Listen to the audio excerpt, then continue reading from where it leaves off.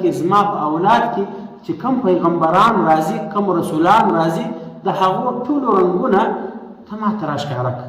الله سبحانه وتعالی و حضرت آدم علیه السلام ته دغه تابوت او صندوق راواستوي چې د شمشاد لرګي څخه جوړ او په دغه صندوق کې د ټولو پیغمبرانو عکسونه د هغو حلیې مبارکې د هغو رنګونه پر ښایسته دشمنانو باندې نقش وه.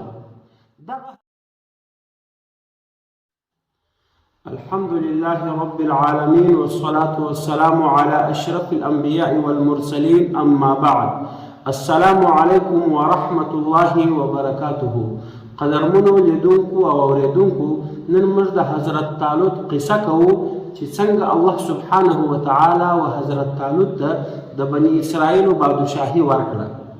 الله سبحانه وتعالی په بني اسرائیلو کې دا ترتیب را روان کړی و چې د یعقوب علیه السلام زوی یهودا بن یعقوب په نسل کې به د بني اسرائیلو بادشاهان راتله، هغو به د بني اسرائیلو نظم او ترتیب سنبالاوه. او د یعقوب علیه السلام د زوی لاوی بن یعقوب په نسل کې به نبیان او پیغمبران راتله او هغو به د دوی د دین او شریعت امور سنبالول. کله چې الله سبحانه وتعالی حضرت شموئیل علیه السلام په دې کې نبی مبعوثه کړي، هغه د الله پیغمبر او رسول و، نو بني اسرائیلو و حضرت شموئیل علیه السلام ته وویل چې ته موږ ته یو بادشاه را مقرر کړه. په دغه وخت کې دوی بادشاه نه درلودی. بني اسرائیلو و حضرت شموئیل علیه السلام ته وویل چې ای د الله پیغمبره ته موږ ته یو بادشاه را وټاکه چې موږ د هغه په مشرۍ کې د دغه عمالقو سره د دغه کافرانو سره جنگ او جهاد وکړو. حضرت شموئیل علیه السلام د الله په امر باندې دې ته حضرت طالوت بادشاه ور مقرر کړي چې الله سبحانه وتعالی دغه قصه په سورة البقره کې بیان کړې ده. او الله سبحانه وتعالی فرمایي وقال لهم نبيهم ان الله قد بعث لكم طالوت ملكا. دې ته د دې پیغمبر وویل چې بې شکه الله سبحانه وتعالی ستاسې دپاره راستولی دی طالوت ستاسې بادشاه. قالو دوی ورته وویل انا یکون له الملک، دی به پر موږ باندې څنګه بادشاهي کوي؟ انا یکون له الملک علینا، د ده بادشاهي به پر موږ باندې څنګه وي؟ ونحن احق بالملک منه، حال دا چې موږ در ده ډېر حقداره یو د بادشاهي. طالوت د بنیامین د اولادې سو د یهودا بن یعقوب اولادې د ده د بادشاهي څخه انکار وکړي چې دی موږ بادشاه نه منو، او ځکه یې نه منو ولم یؤت سعة من المال، دته الله سبحانه وتعالی مال او دولت هم نه دی ورکړي، دته نه دی ورکول سوی د مال پراخي.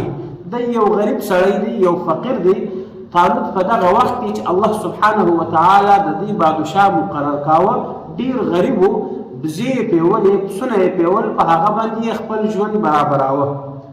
نو د وخت پیغمبر بني اسرائیلو ته وویل چې ای بني اسرائیلو دغه طالوت خو ما د خپل ځانه پر تاسې باندې نه دی مقرر کړی. ان الله استفاه علیکم، بېله شک الله سبحانه وتعالی دی پر تاسې باندې غوره کړي. وزاده بسطة فی العلم والجسم، او الله سبحانه وتعالی دته زیاتوب ورکړي، پراخوالی ورکړي په علم کې او په جسم کې.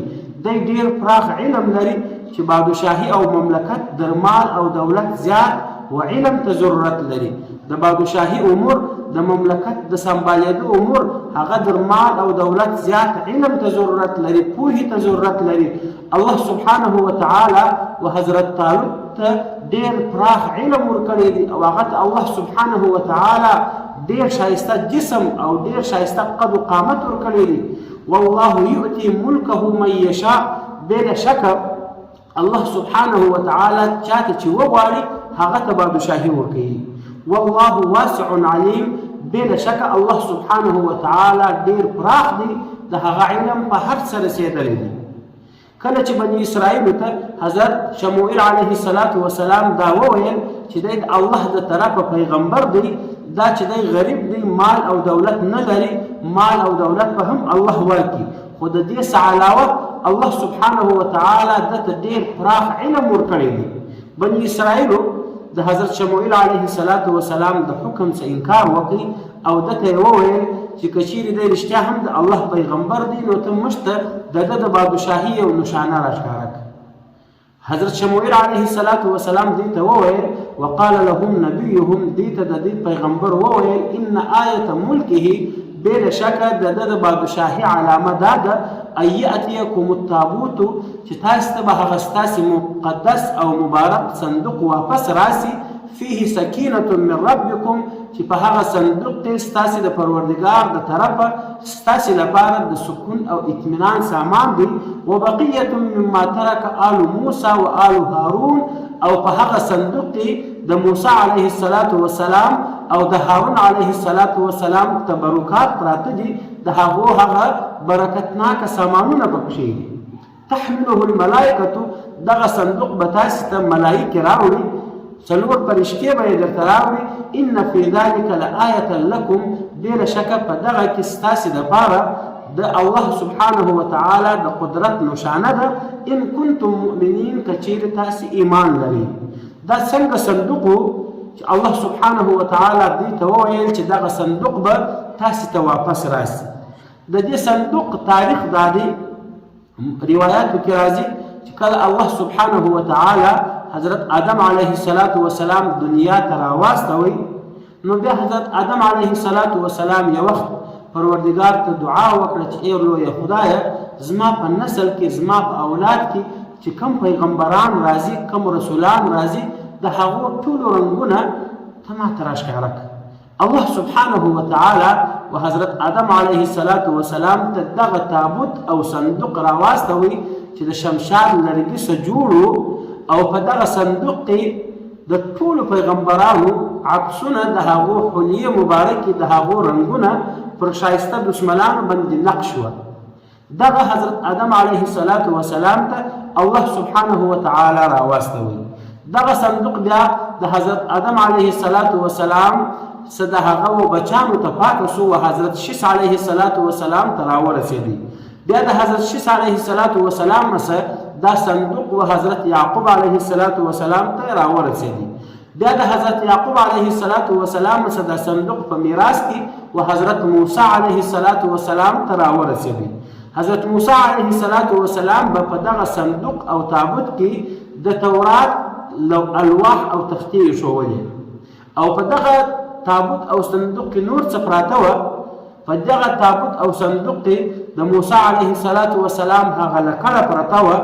په دغه تابوت کې په دغه صندوق کې د حضرت موسی علیه السلام چوټې مبارکې پرتې وې. په دغه صندوق کې د حضرت هارون علیه السلام عمامه مبارکه د هغه لنګوټه پرته وه او په دغه صندوق کې د حضرت سلیمان علیه السلام ګوتمۍ پرته وه او په دغه صندوق کې د تورات د الواحو د هغه د تختو یو څو ټوکرې پرتې وې او په دې کې من او سلوا یو څه پرته وه او په دغه صندوق کې د انبیاء کرامو علیهم السلام د هغو حلیې د هغو رنګونه د هغو عکسونه پر ښایسته دشمنانو نقش په دغه صندوق کې پراته وه. دغه صندوق بیا د حضرت موسی علیه السلام څخه په بني اسرائیلو کې پاتې شو او دا داسې مقدس او مبارک صندوق و کله چې په بني اسرائیل د یو سخت لشکر سره د کافرانو مخامخ شوه او هغه به پر دې ډېر زورور وه د دې زړونه به ورپېدل نو بیا به دې دغه صندوق خپل مخ ته روان کړي. الله سبحانه وتعالی به پر دغه صندوق باندې بېشماره رحمتونه نازل کړه. د هغه رحمتو په برکت به د دې زړو ته اطمینان او سکون راغی او د دې زړونه به د هغه کافرانو په مقابل کې داسې سخت شوه لکه هغه د غره ډبرې او دا داسې صندوق و کله چې به د دې په منځ کې یو اختلاف او جنجال او جنګ راغی بیا به دې دغه صندوق ته راغله. د دغه صندوق په برکت به الله سبحانه وتعالی هغه د دې جنجال او اختلاف ختم کړي او داسې صندوق و چې کله به پر دې باندې یو عذاب او وبا راغله دوی به دغه صندوق الله سبحانه وتعالی ته وسیله کړي. دا به الله سبحانه وتعالی ته پیش کړي. د دې صندوق په برکت به الله سبحانه وتعالی د دې څخه هغه عذابونه هغه وبا او طاعون پورته کړي. کله چې بني اسرائیلو د الله سبحانه وتعالی نافرمانی شروع کړلې نو الله سبحانه وتعالی د کافرانو یو قوم چې د هغو نوم عمالقه و هغه الله سبحانه وتعالى پر دې مسلط کړه، هغه پر دې حمله وکړه. بني اسرائیل یې ټوک ټوک کړل، بې شماره کسان یې په دې کې شهیدان کړه، د دې کورونه یې ور وننول او دغه مبارک صندوق یې د دې څه یوړی. کله چې عمالقو دغه صندوق یوړی، هلته یې په خپلو ښارونو کې پر یو انبار، پر یو خراب ځای وغورځوئ. الله سبحانه وتعالى پر عمالقو باندې د دغه صندوق د دې حرمتي او بې عزتي په خاطر عذاب راوستی او د دې 15 ښارونه الله سبحانه وتعالى د دغه بې ادبۍ او د دغه بې حرمتي په خاطر ور برباد کړل او الله سبحانه وتعالى پر دې باندې وبا او طاعون راوستی. کله چې د دې سر خلاصو چې دغه عذاب پر موږ باندې د دې صندوق د بې عزتي په وجه دی، بیا یې دغه صندوق پر 2 غویانو باندې وتړئ او د بني اسرائیلو و طرف ته یې ور واستوئ. الله سبحانه وتعالى 4 فرشتې راواستولې، هغو دغه صندوق په همدغه وخت کې چې د بني اسرائیلو او د حضرت شموئیل علیه السلام جنجال او د حضرت طالوت بادشاهي نه منل، الله سبحانه وتعالى 4 فرشتې راواستولې، هغو دغه صندوق راواخستی او حضرت شموئیل علیه السلام مخ ته یې کښېښوئ. او دا هغه صندوق چې حضرت شموئیل علیه السلام دوی ته وویل چې الله سبحانه وتعالى به د بادشاهي علامه دې ته دغه ښکاره کړي چې دا ستاسې مقدس صندوق او تابوت به الله سبحانه وتعالى تاسې ته واپس راوړي. کله چې دا صندوق دوی ته ملایکو راوړي، نو بیا بني اسرائیلو د حضرت طالوت پر بادشاهي باندې اتفاق وکړي، هغه یې خپل بادشاه مقرر کړي او بیا دوی د حضرت طالوت په مشرۍ کې د هغه عمالقو سره جهاد وکړي. الله سبحانه وتعالى دوی ته فتح او کامیابي ورکړه. دا و د حضرت طالوت د بادشاهي او د هغه د حاکمېدو قصه چې الله سبحانه وتعالى په سورة البقره کې بیان کړې وه. وآخر دعوانا ان الحمد لله رب العالمين.